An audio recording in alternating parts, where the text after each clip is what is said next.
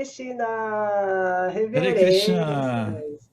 Tudo bem, Devarruti? Tudo bem, querido Atsundra? Boa noite a todos, devotos Shri Hari.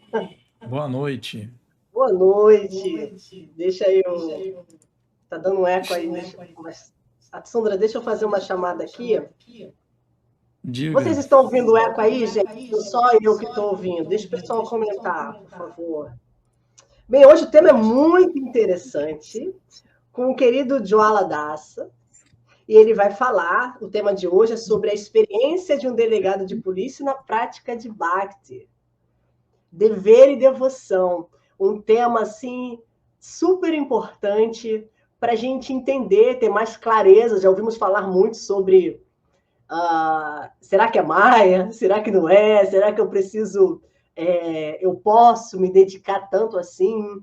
Até qual é o ponto, não é? Qual é o equilíbrio? Como que eu lido com os dois? Como é que eu trabalho e ao mesmo tempo eu pratico, não é? Pratico Bhakti, faço sadhana, como é que é isso? Então, na prática, hoje, vamos conversar com um devoto que se aposentou, vou ler a bio dele aqui, um devoto muito querido, aqui do Yatra do Rio de Janeiro, o Jwala Dasa, delegado de Polícia Civil aposentado, advogado, doutor em Ciência Política pela UF, membro do Conselho Congregacional da ISKCON do Rio de Janeiro e coordenador nacional do Movimento Policial Antifascismo. Então, vamos deixar ele falar um pouco mais sobre ele com vocês, querido Jwala Dasa! Haribo! Hare Krishna. Bom. Hare Krishna. Gostei dessa entrada, né? Parece assim, pá, maravilhoso. Obrigado pelo convite. Feliz de estar aqui, né, no Congrega TV. A gente que agradece, muito bom contar com você, super espontâneo, super natural, adoro isso em você.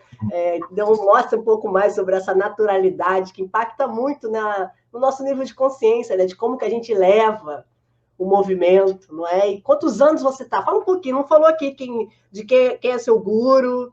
Fala um pouquinho aí, Prabhu.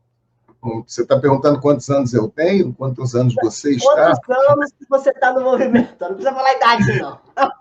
Não tem problema, não, porque eu acabei de fazer 60. Conta a sua história, como é que você conheceu o movimento? Dia 29 de março eu completei 60 anos. Eu tenho mais tempo de vida como devoto, e isso é muito importante, né? Porque quando você vê, né, a vida é um sopro, né? Eu já tenho mais tempo de vida como devoto de Krishna do que antes de conhecer a consciência de Krishna. Conheci muito novo, nem tão novo, né? Já tinha uns 20 anos, né? Tem gente que conhece mais novo do que eu. E conheci porque o templo era no bairro onde eu morava, na Tijuca, né? Tinha um templo que o endereço era Rua da Cascata, 171.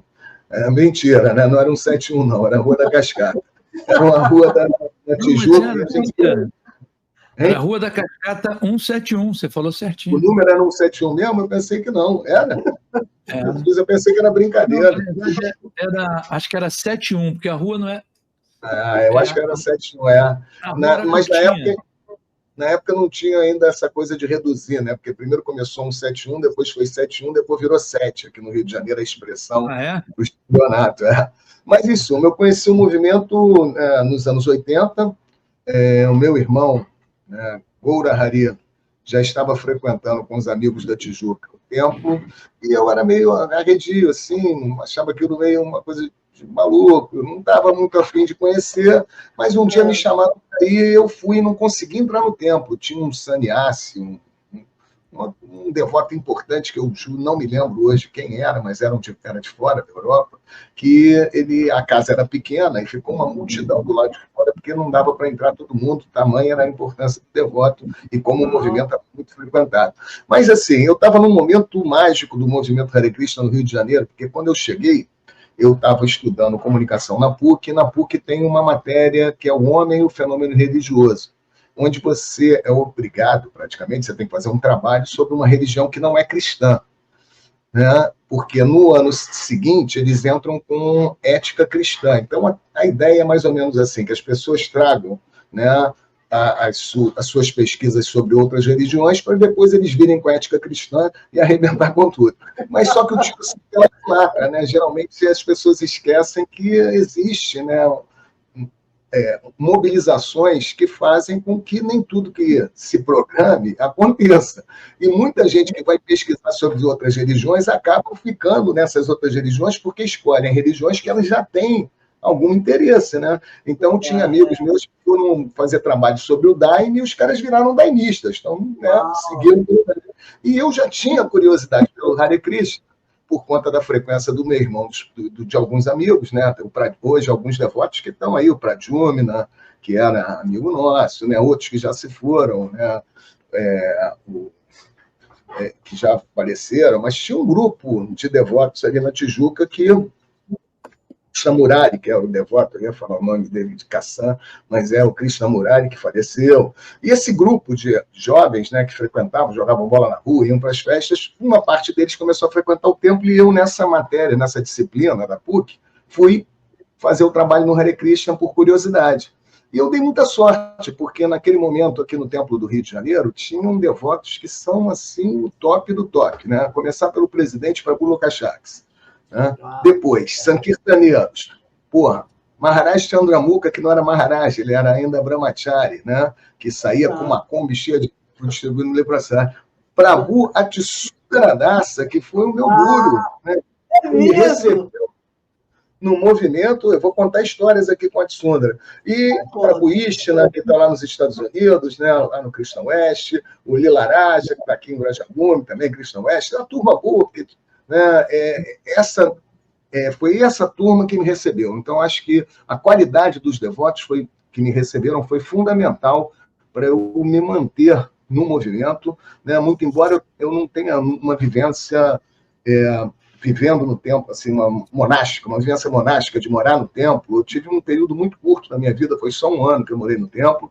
Então, nesses anos todos, né, de 83 até hoje, né, lá se vão 40 anos, não é isso? Uau. Nesses 40 anos, a minha experiência como devoto externo é muito mais proeminente, e se manter como devoto externo, eu coloco assim que foi, né, a bênção, né, e o cuidado. Eu acho que a palavra melhor é cuidado. O cuidado que esses devotos tinham com os visitantes, com aqueles que estavam se aproximando, né? Eu sinto ainda muita falta, porque eu não sei se hoje a gente consegue fazer o que era feito naquela época, mas isso é um outro assunto. Mas assim, eu lembro da Tsundra me ligando para a gente fazer Sankta. O estudante indo indo dormir no templo sexta-feira para sábado e subir nos ônibus para fazer Sankta, distribuir livro.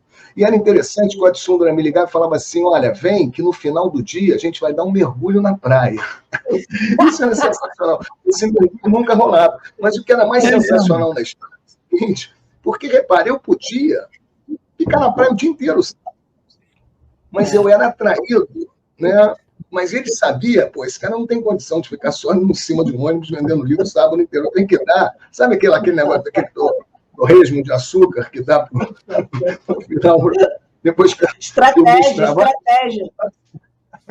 Mas era muito bom, eu lembro disso com uma alegria, né? Então, a gente saía, ficava o sábado inteiro fazendo Sankta, no final a gente estava morto, ninguém não tinha vontade nem de dar mergulho na praia, tomar um banho e dormir. E o programa, porque tinha que acordar cedo no domingo também, que lá a linha, né, era dura, né? Lá com o Lokachaks, né? Todo mundo no Mangá Arte cedo, então tinha que acordar já às 4 da manhã. Mas era assim, a gente passava alguns finais de semana no templo, né? E assim, participando da vida monástica sem ser monge, sem morar no templo, sendo um estudante.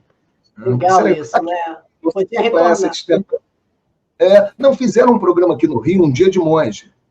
Verdade, com o Mahaprabhu Kripa, não foi? Mahaprabhu, quando estava na gestão, acho que fez.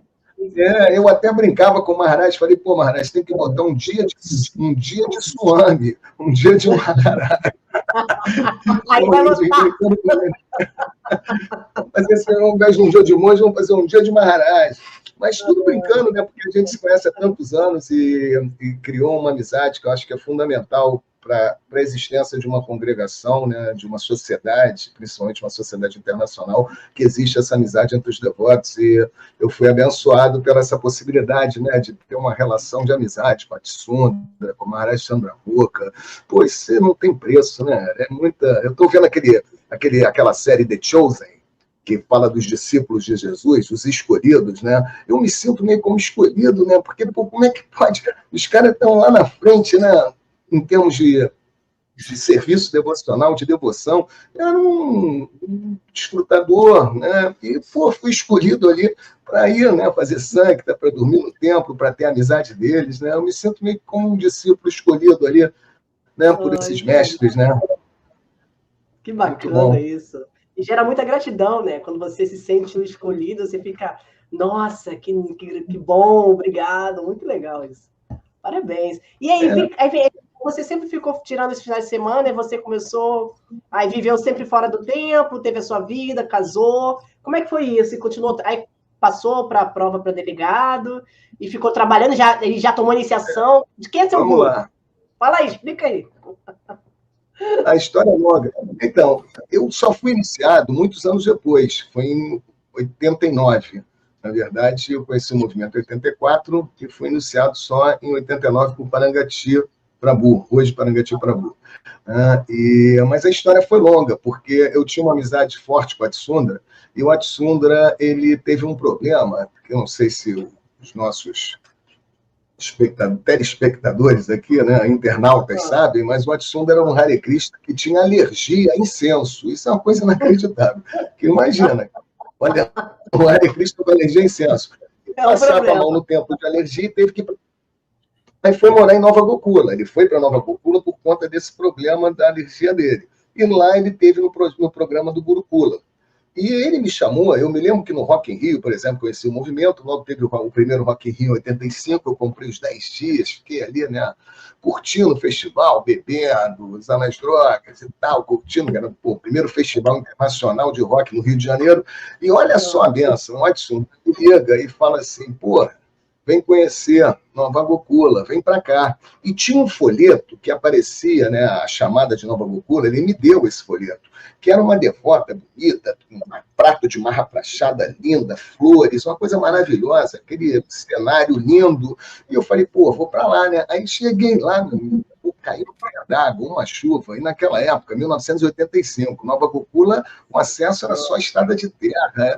Aí tivemos que entrar dentro do rio para pegar madeira. Aí eu lembro que eu virei para a ponte tinha caído. A ponte tinha caído. A ponte tinha caído. Aí falaram, vocês têm que ir lá arrumar a ponte. Pois é, aí, porra, fomos arrumar a ponte. E eu perguntava para ele, mas cadê aquele prato de marra prachada? Cadê aquelas fotos?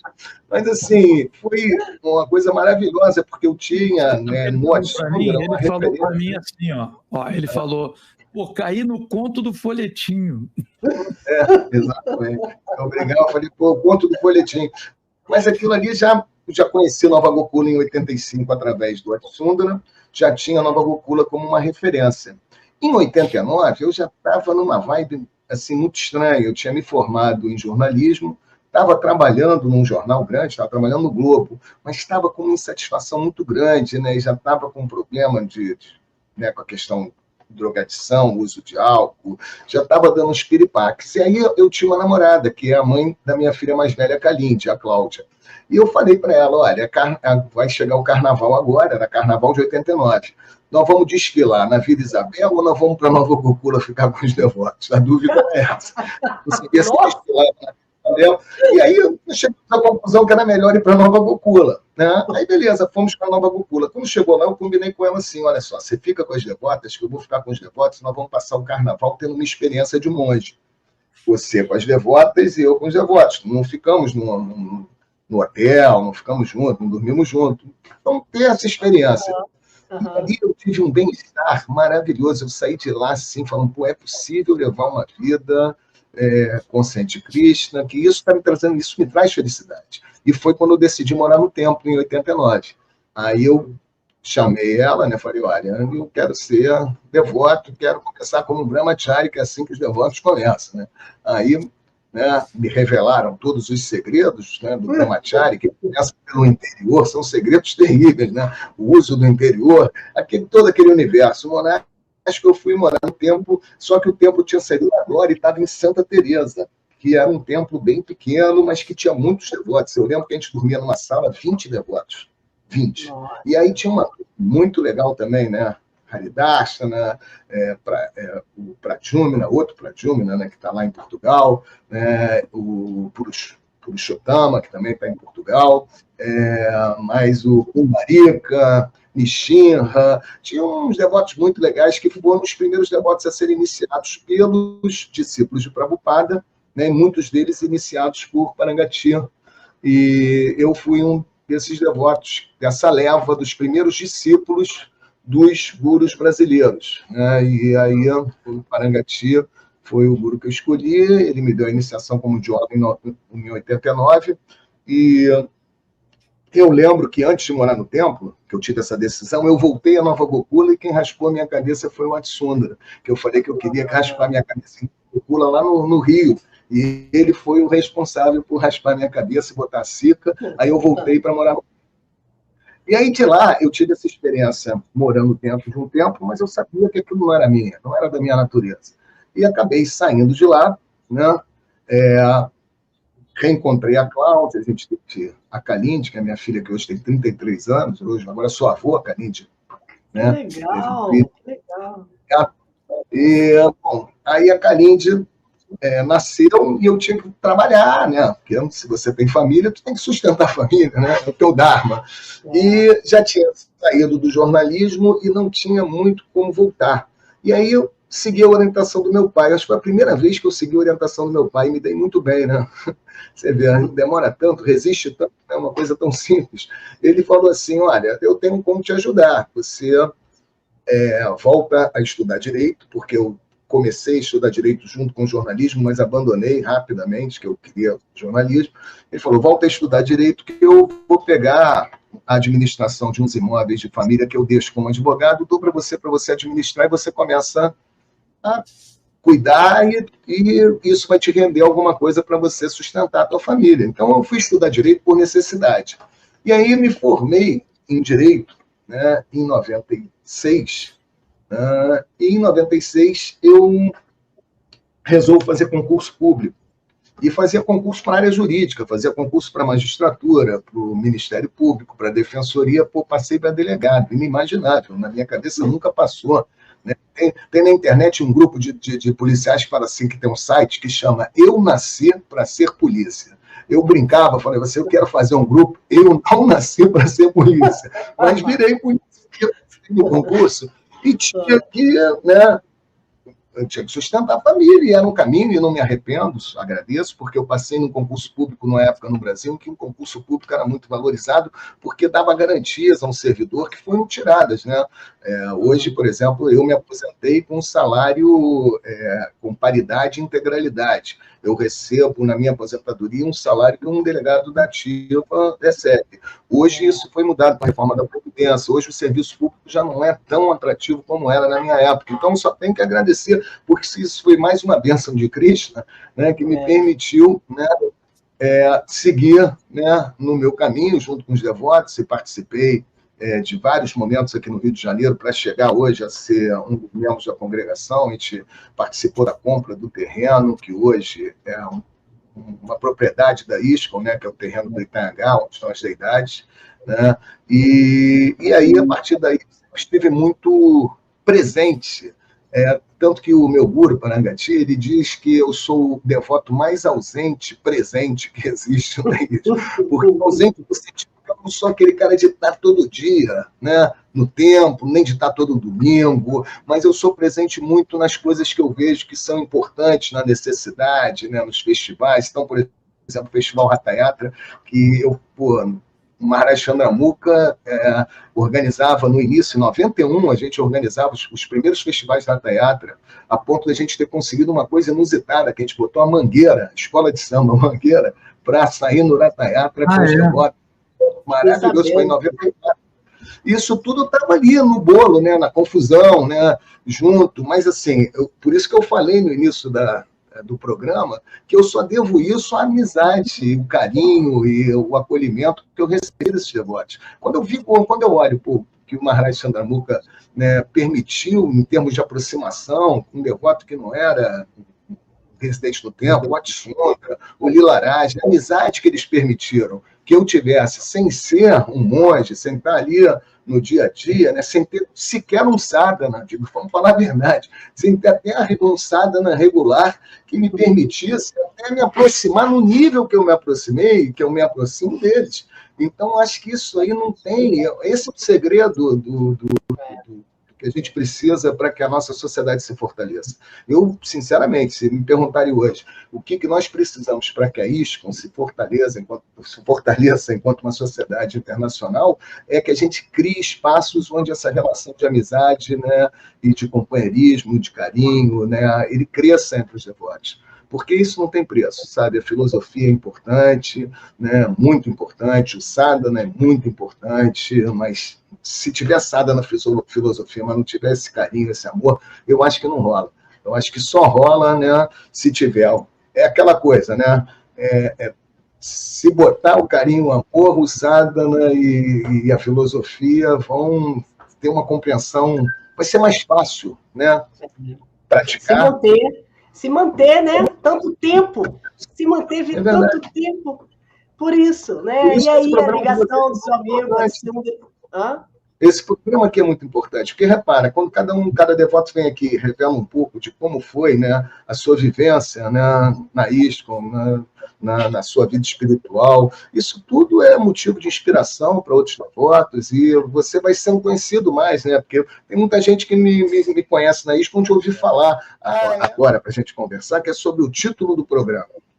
O título, você vê o tempo aí. O título do nosso programa de hoje é Dever e Devoção, a experiência de um delegado de polícia na prática de Bhakti Yoga. Eu acho que a gente devia inverter. Eu acho que não é a experiência de um delegado de polícia na prática de Bhakti. É a prática de Bhakti na experiência de um delegado.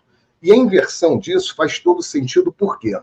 Repara, eu estou na polícia, fiquei na polícia há 23 anos. E eu conheço policiais que são matadores, grupo de extermínio, barra pesadíssima, que os caras dizem, eu acabei conhecendo, claro, estava dentro da instituição, e que os caras dizem o seguinte: quem mata é Deus.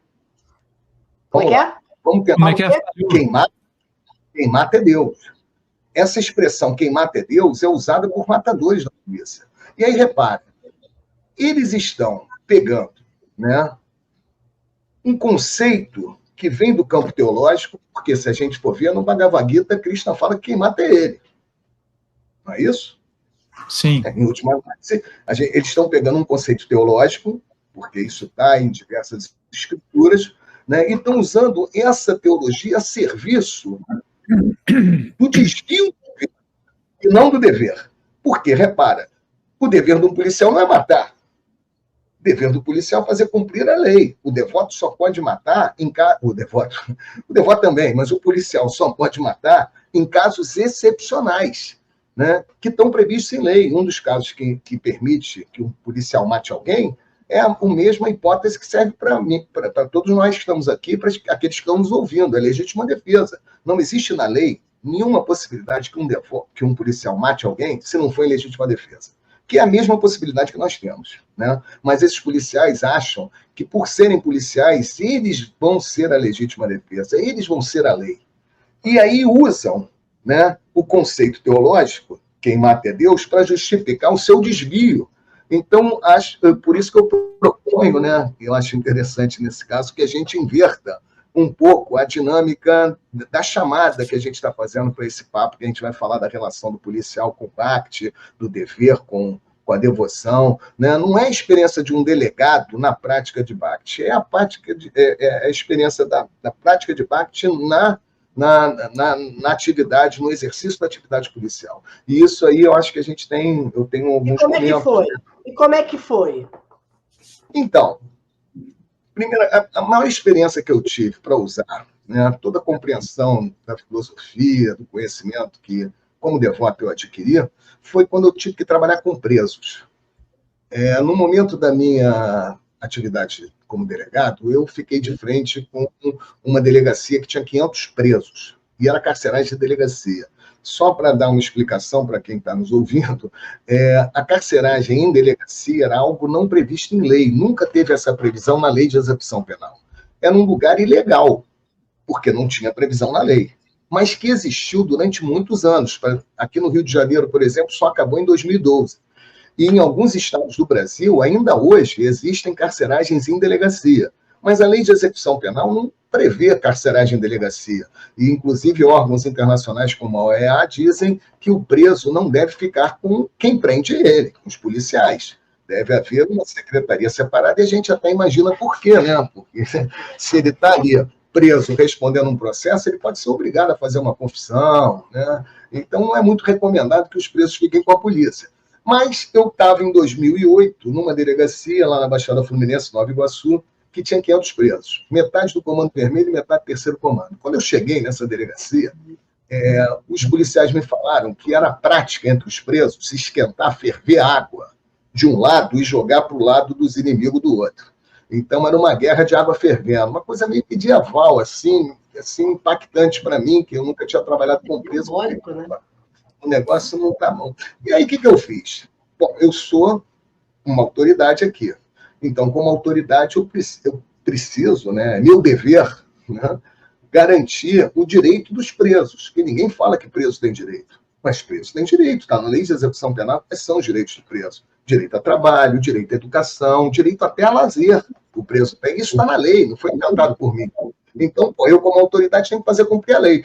Tive a ajuda de muitos amigos, o Marcelo Iuca, um músico, foi um desses grandes amigos que permitiu que a gente fizesse projetos culturais, botamos cineclube, biblioteca, escola, né? E teve vários momentos ali em que eu me vi, né, deixando de olhar para aquele preso como um inimigo, mas olhando aquele preso como um cidadão, ainda que tenha praticado um crime, isso é importante dizer, o preso, ao praticar um crime, não perde a cidadania, ele continua cidadão. Por quê que eu estou falando isso?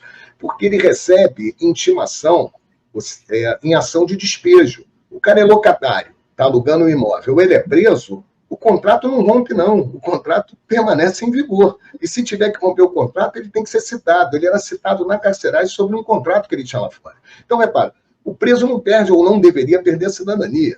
Tudo é feito para que ele perca a cidadania, mas ele não perde pela lei. Então, garantir... O preso ele pode votar? Ele vota? O provisório deveria, porque a Constituição só afasta o direito político do preso que tem a sentença penal transitada em julgado, aquele que não cabe mais recurso. Hoje, no Brasil, 40% dos presos são presos provisórios, presos que ainda estão sendo processados, que não têm uma condenação. Esses presos deveriam votar, mas nunca votaram no Brasil, e a gente fez um projeto que conseguimos colocar os presos da carceragem para votar. Foi a primeira vez na história da República que os presos votaram. Então, tudo isso, né, eu tive um retorno de alguns presos, alguns, inclusive, que mudaram completamente de vida, viraram escritores, Tem um que já escreveu 5 livros, se formou na UFRJ, o Samuel, em política pública, trabalha hoje junto à Prefeitura do Rio de Janeiro, numa das secretarias, e ele me disse numa carta que a vida dele mudou quando ele ouviu de mim que o preso tinha direito. Ele meio que aquilo ali foi o clique da virada da vida dele. Então, quando eu olho essas coisas, eu falo assim, bom, mas de onde veio essa vontade, esse olhar, né? Eu compreendo que hoje esse olhar vem da ideia de que, eu consigo reconhecer que existe algo, né, dentro desses presos, né, que merece um investimento, ou seja, e um reconhecimento, né, porque é muito fácil a gente falar filosoficamente, somos todos almas espirituais, entendeu? Um sábio tem que olhar para um cachorro, para uma vaca, não sei mais para quem, né, com o mesmo olhar, mas na hora que você está de frente numa questão dessa, né, primeiro porque esses presos são construídos como pessoas do mal, e nem sempre isso é uma realidade. Tem muita gente ali que está presa até injustamente, e mesmo aqueles que praticaram crimes brutais, né? Quem somos nós para fazer um julgamento além da lei do homem? Porque quando eu faço um julgamento da lei do homem, eu me coloco no lugar de Deus, né? Aí eu vou fazer o julgamento do divino, né? Mas pergunta, Debaú, desculpa, eu te cortei. Não, tudo bem, obrigada. Então, a prática de Bhakti, no que você chama de prática de Bhakti, seria esse olhar, então, que você passou a ter na sua relação de trabalho, é isso? No seu trabalho? Eu acredito que sim, porque da onde veio essa minha compreensão, né, de que eu, como delegado, não era a autoridade a impor um castigo, um sofrimento, vamos botar essa palavra, que eu, como delegado, não era o tutor do sofrimento dos presos, como eu vejo que muitos delegados se enxergam dessa forma. De onde que veio esse meu sentimento de que, porra, ali existe, né, um potencial a ser investido numa transformação, só pode vir desse olhar, né, que o Hare Krishna me deu, de que, apesar das piores barbaridades que alguém possa cometer, ali tem uma centelha espiritual. Isso é muito fácil de você entender racionalmente, né? O devoto vai dizer isso, mas eu sei, na prática é mais complicado, né? E, então não foi fácil para mim, e não é fácil para ninguém, numa situação dessa, né? E era tenso, porque eu tinha que entrar dentro para conversar com os presos, então eu entrava em celas que tinham 100 presos, e os policiais me falando, pô, doutor, não entra não, você é meio arriscado. Eu entrei, entendeu? E conversei com os caras, tiveram cenas inusitadas, tipo, a primeira vez que eu entrei na carceragem, eu fui apertar a mão do preso, e era uma cela do Comando Vermelho. Quando eu estendi a mão para o preso, ficou um silêncio fúnebre, e o líder do comando daquela cela pegou a minha mão, me puxou, falando no meu ouvido assim, doutor, eu segurei a sua mão para o senhor não ficar constrangido, mas aqui a gente não aperta a mão de policial. Contra a regra do Comando Vermelho. À noite, esse policial que segurou a minha mão e falou isso no meu ouvido já tinha perdido a liderança, porque tinha tocado no delegado. Só para vocês entenderem como que essa tensão socialmente criada, o nosso lado lá... É um universo paralelo, né? Um outro universo, e isso fica escondido, né? A gente não percebe isso, né? Mas isso dificultou, porque assim, imagina, você está num ambiente, né? O ambiente diz muito. A nossa associação, como você mesma disse, em relação à parte boa, né? Que você está até hoje, devido à sua associação, também tem a sua associação nessa área, né? Então a consciência tem que estar bem elevada, enfim, para não ser, sabe, influenciado, eu não sei, mas a pergunta é, como é que você lidou em relação, por exemplo, a teu sadhana, mesmo, será que dava para conciliar ou não dava? Que não é? Será que praticar o dever afasta, é mais lento a entrega? Você está entendendo? Sinceramente, como é que foi? Olha, eu, sinceramente, até hoje, o meu sadhana só melhora quando o calo aperta. Infelizmente, entendeu? Porque em situações onde eu me vejo muito aflito, eu procuro o abrigo. Eu sei que isso não é uma amostra do meu estado de evolução, que não é grande, né? Porque o estado de evolução grande é quando a pessoa avança no sadhana no momento em que ele está desfrutando de uma condição material, no sentido de prestígio, de coisa. Esses que se mantêm no sadhana, né? E na consciência de Krishna, quando as coisas estão melhores, são os verdadeiros, os mais avançados. Mas é muito bom também que na hora do sofrimento você lembre de Krishna, né? Isso também não é ruim, né? Como diz a mãe Kunti, né?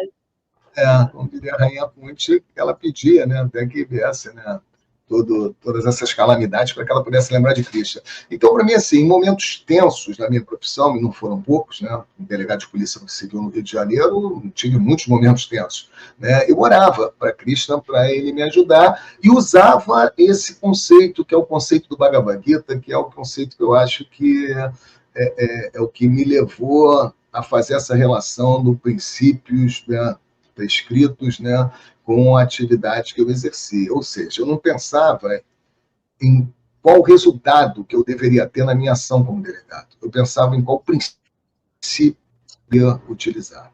Então, por exemplo, não me rendeu muitos elogios. Eu estou escrevendo um livro agora que vai ser Memórias da minha passagem na polícia. Vai chamar Delegado é para Soltar, Memórias de um Policial Antifascismo. E nesse livro, eu, na introdução, já mostro que eu tive uma pergunta que me seguiu completamente durante a minha carreira policial. De que lado você está? Essa era a pergunta. Então, por exemplo, quando eu me aproximei para garantir direito dos presos, eu ouvia dentro da polícia, pô, olha essa Zafone, de que lado você está? Quando policiais militares desapareceram com a Amarildo na Rocinha, eu tive, infelizmente, por dever prescrito, por uma questão de princípio, né, de responsabilizar esses policiais, porque não é o fato do Amarildo ser uma pessoa pobre, morar numa comunidade que ele não possa ter direito a uma memória e a um reconhecimento de um crime bárbaro, né? Eles também me perguntaram, porra, Zacone, de que lado você está? Esse de que lado você está me seguiu durante toda a minha carreira. E o que eu conseguia, né, ou tentei, né, pelo menos tentei, né, fazer nesse período foi esquecer essa pergunta. Olha só, eu estou do lado do meu dever. E se existe uma pessoa que foi, né, sequestrada e morta, torturada, é meu dever buscar responsabilidade. Se essa responsabilidade são de pares, policiais, militares, o que eu vou fazer? Ah, você não tem medo? Cara, claro que eu tenho, mas, pô, se você começa a abrir mão dos seus princípios por conta de resultados, eu não quero ficar mal dentro da polícia.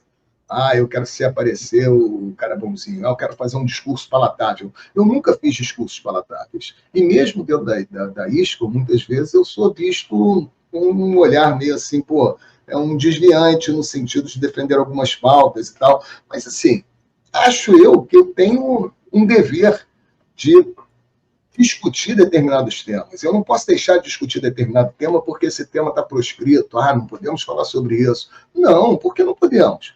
Né? E o debate não é em causa própria. Eu tenho também essa alegria de poder entrar em debates que vão da questão da legalização das drogas sem estar usando, fazendo consumo de nenhuma delas há muitos anos. Né? E eu acho que a gente precisa ter esse olhar de como os devotos devem participar do debate político. Aí eu acho que já é para além do delegado, porque eu, como delegado, fui me construindo como um ser político. Né? Essa maneira de atuar a partir de princípios, né, me fez construir um campo que estava na política. Né? E em algum momento fui chamado a ela. E eu acho que assim, os devotos têm que participar dos debates. Prabhupada não fugiu de nenhum debate político.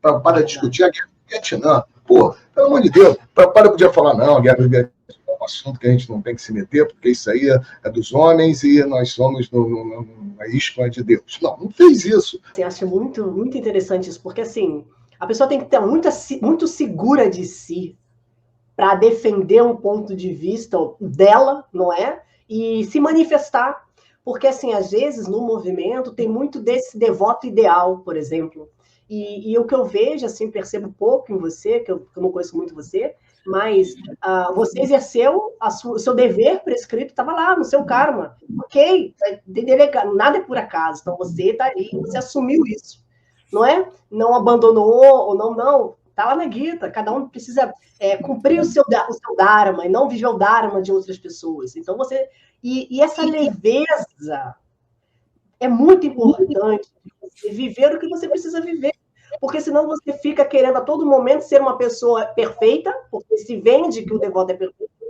não é? A gente bate sempre nesse tema, em muitas lives eu falo muito sobre isso, que isso maltrata, porque a pessoa se reprime.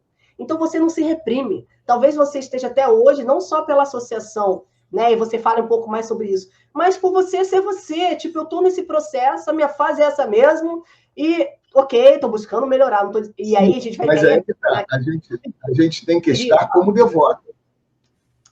Como devoto é o seguinte, por exemplo, você tem um debate político, e vamos dar isso como exemplo, legalizar drogas ou não legalizar drogas. Né? Se você entrar nesse debate na forma da guerra, quem não concorda comigo é o meu inimigo, está no outro campo, esse debate meio que desaparece, porque cada um vai ficar com a sua opinião. Mas se você transforma esse debate em algo construtivo, onde as pessoas possam apresentar os seus argumentos para que outras possam raciocinar, pessoas que sequer pensaram no tema possam entender. Eu tenho devotos no movimento que são muito meus amigos e que politicamente estão num campo completamente diferente do meu, em vários sentidos, mas são meus amigos, de verdade. Tem outros que pararam de falar comigo por causa disso. Então, eu acho que uma coisa é a seguinte, ou seja, manter a unidade dos devotos não diz respeito a esvaziar o debate político. Pelo contrário, eu acho que precisamos qualificar e ensinar aos não-devotos que é possível fazer um debate político qualificado, né, construindo... Com respeito, construindo... Olha só, deixa eu falar algumas coisas. relações sociais, e não para piorar, né? Porque se a gente transformar um debate, a gente não aí vai minar, nada. né? Aí vai minar, tipo, eu não vou falar nada. Rapidinho, Tsundra, eu vou falar aquilo que a gente conversou daquela vez.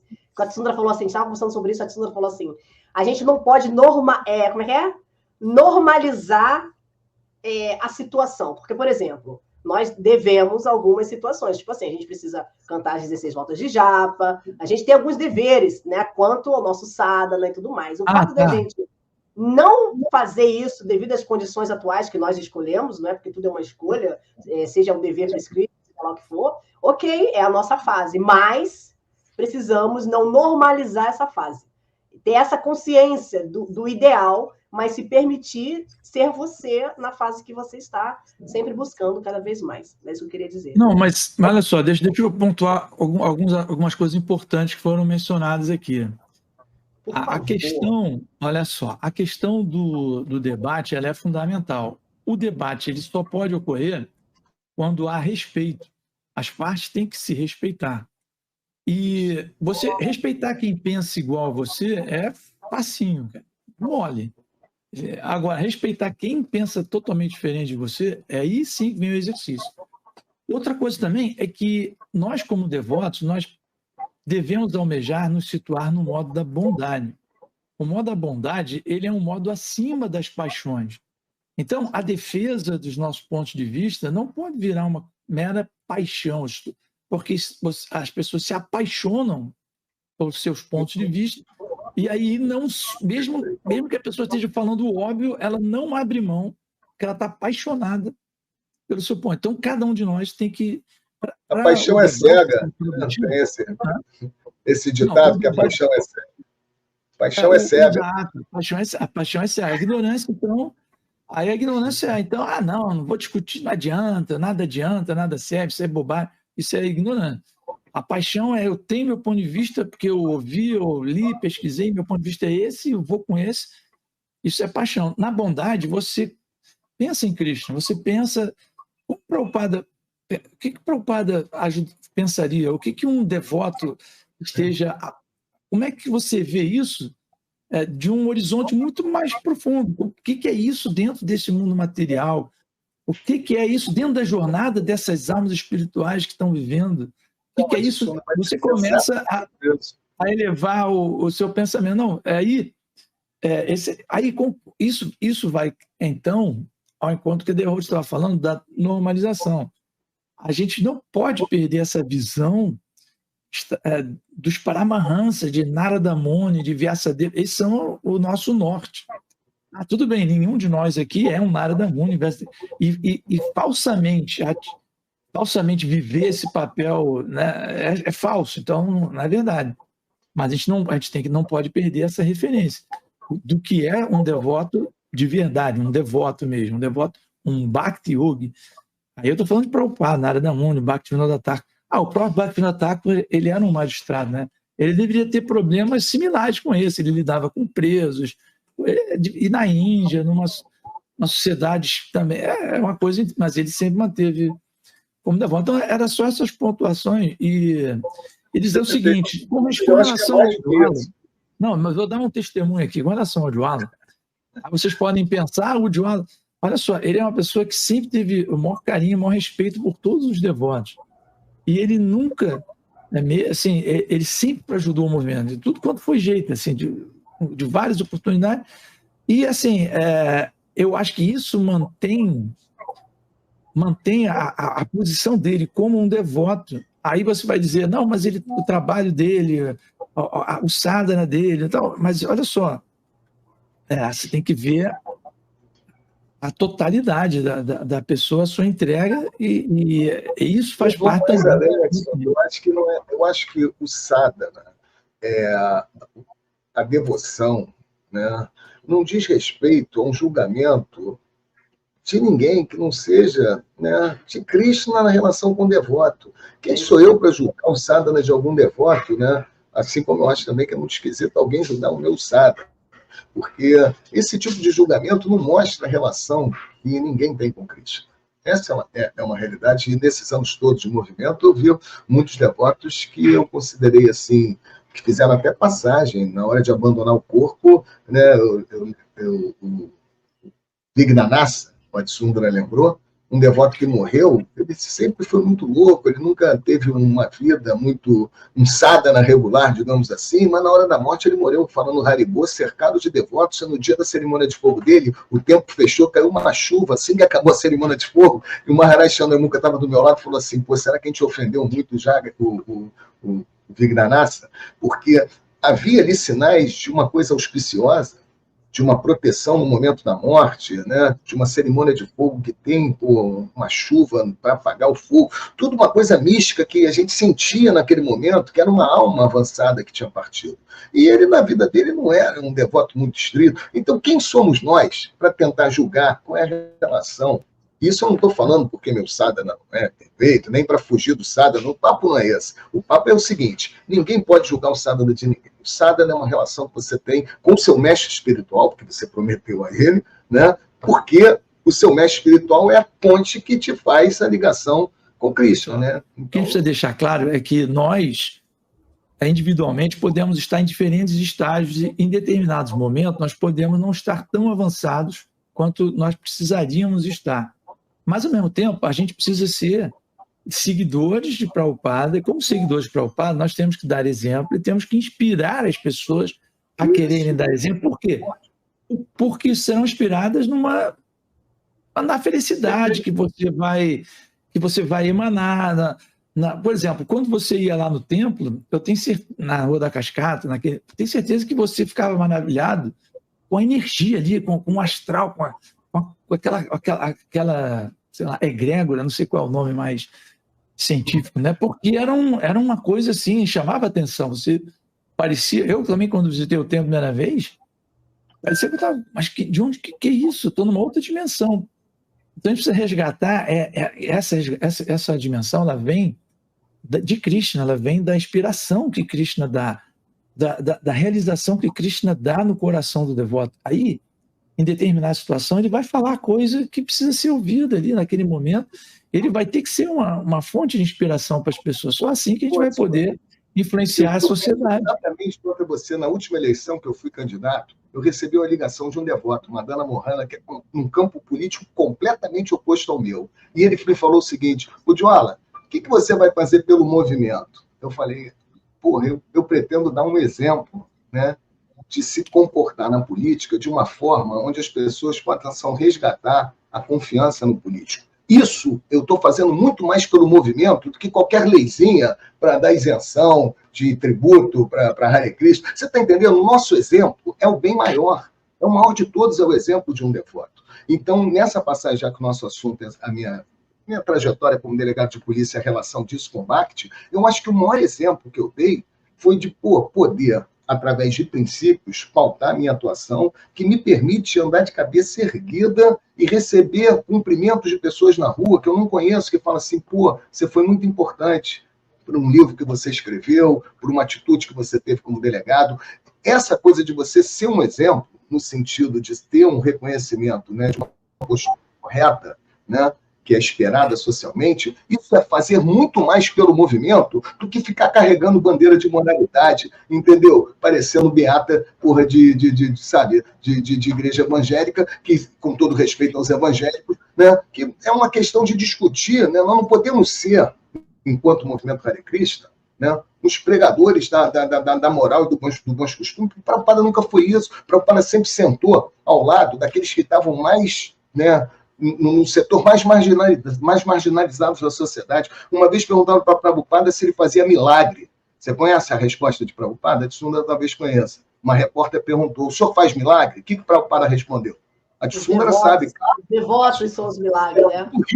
Estava tudo na Cracolândia, que na época não tinha esse nome, Cracolândia, né? Mas os guetos, né, onde Prabhupada começou a pregar, são as Cracolândias de hoje, entendeu? Então, nós, devotos, temos que pegar inspiração de Prabhupada. Ao invés de ficarmos levantando bandeiras morais, a gente levar a consciência de Cristo para que as pessoas que estejam nessa condição possam, né, sair delas, se transformarem em devotos e começarem a sua vida espiritual. Então, acho que nesse sentido, acho que é importante a gente né, dar essa virada, entender que o movimento é para transformar as pessoas, não para julgá-las. Acho que o movimento Hare Krishna não é para julgar ninguém. O movimento Hare Krishna é para transformar as pessoas através do exemplo da nossa sociedade. Esse é o meu ponto de vista. Né? Mas fala, Devon.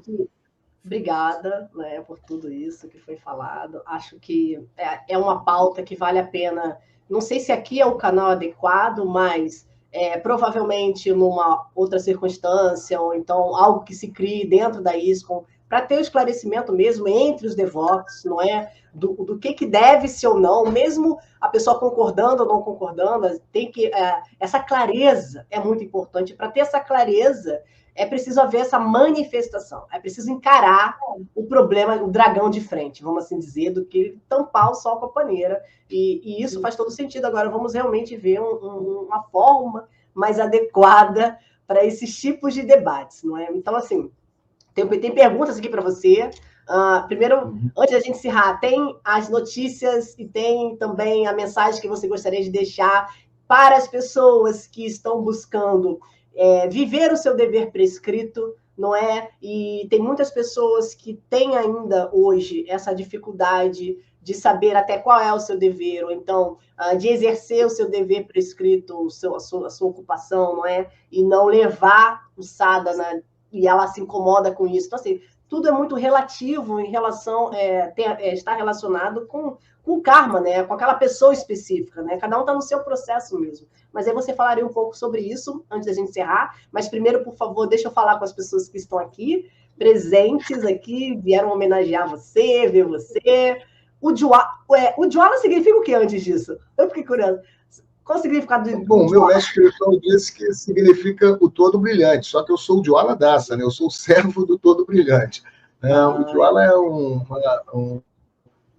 um amigo de Krishna muito interessante, porque ele tem a mesma forma de Krishna, a mesma cor, e ele usa toda essa similaridade, né, que ele tem com o corpo de Krishna para chegar até Radharani e desqueimar Krishna. Então ele chega para Radharani e fala: não fica zangado com Krishna, Krishna está passando por uma fase difícil, né, lá em Dwaraka, não está com tempo para vir aqui em Vrindavana. Então ele faz esse papel, né, de desqueimar, né, a palavra devocional, Krishna com Radharani, e ele tem, né, a semelhança, né,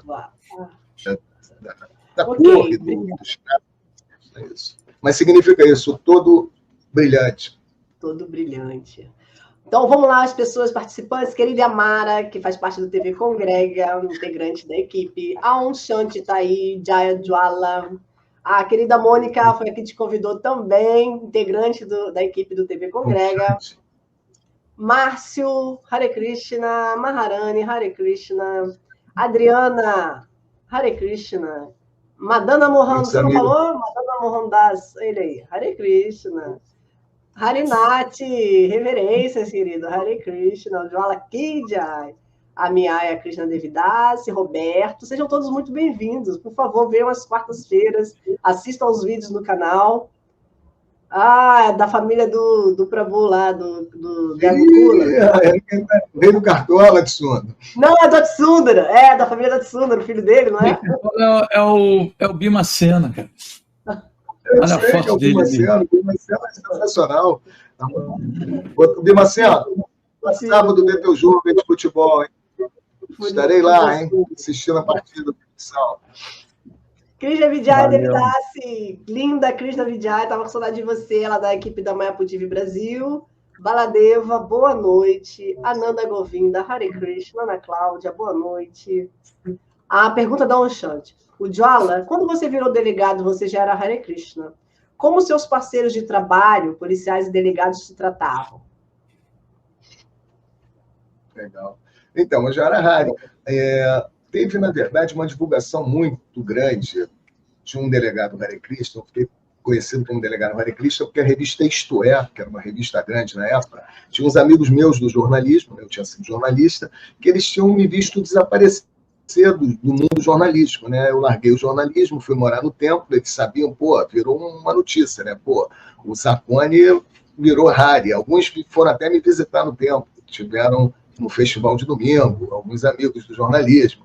Então tinha essa notícia, eu saí do jornalismo e fui para o Hare Krishna. De repente os caras me vêm como delegado, e foi assim um susto. Pô, peraí, o maluco deixou de ser jornalista para ser Hare e agora vira delegado. E aí isso suscitou uma reportagem na revista Isto É, né, que era um Tira da Paz, falando do delegado Hare Krishna e tal, e aí isso se espalhou na polícia, né? E até ali não tinha... Eu nunca tive problema na polícia por ser Hare Krishna, eu tive problema na polícia por não aceitar determinados padrões, né, de funcionalidade da polícia, né, por contrariar alguns interesses, né, internos da corporação, mas por ser Hare Krishna mesmo, não. Acho que não me gerou nenhum problema, né, até porque a gente vive numa sociedade plural. Na minha turma de delegado tinha um batista, tinha católico, tinha judeu, tinha de tudo, né? Porque a sociedade é plural e acho que a gente chegou num momento que isso tem uma certa aceitação, né, social.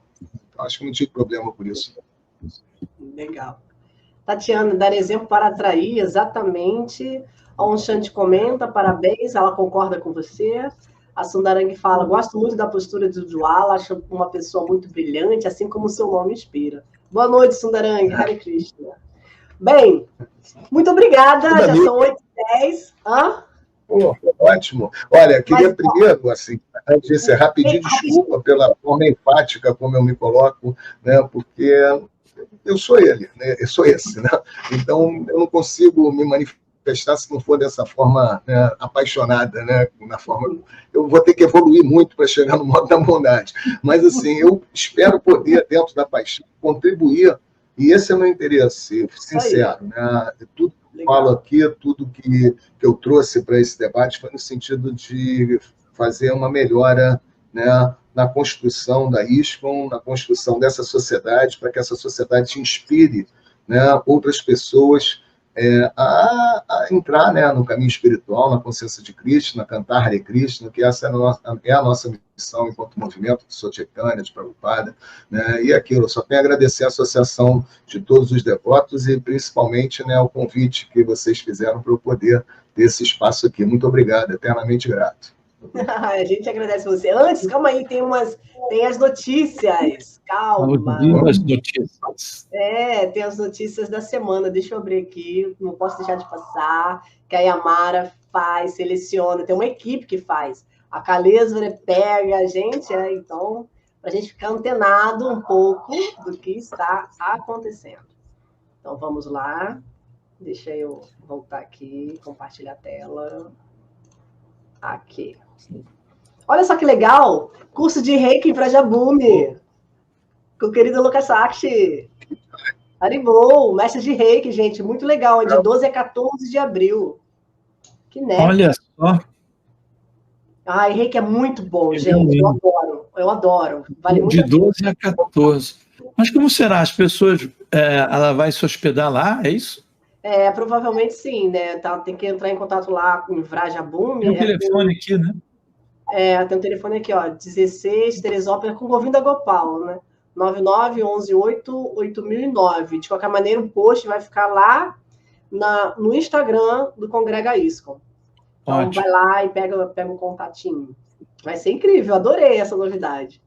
Olha que legal, retiro de japa online com uma Mahatma Das.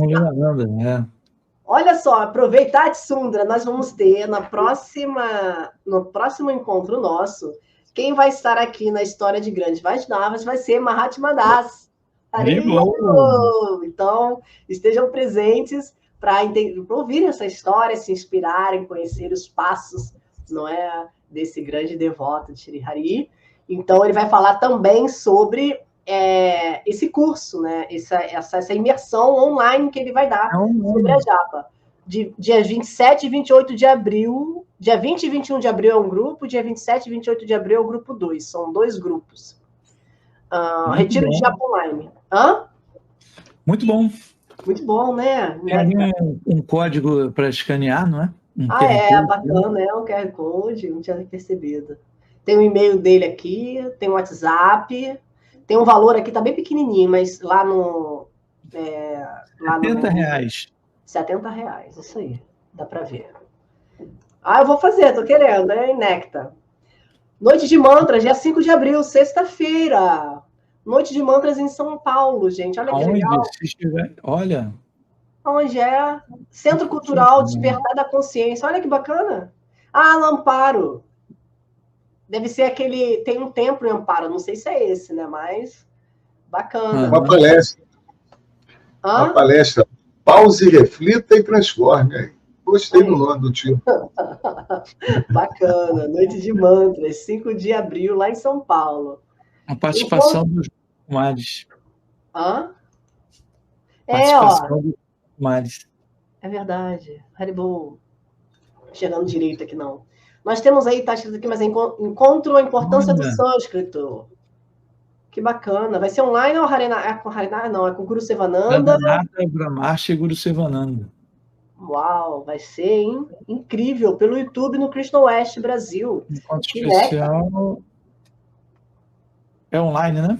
Online, às 19 horas, de sábado. Poxa, legal. Bacana, hein? Pretendo assistir. Vamos ver.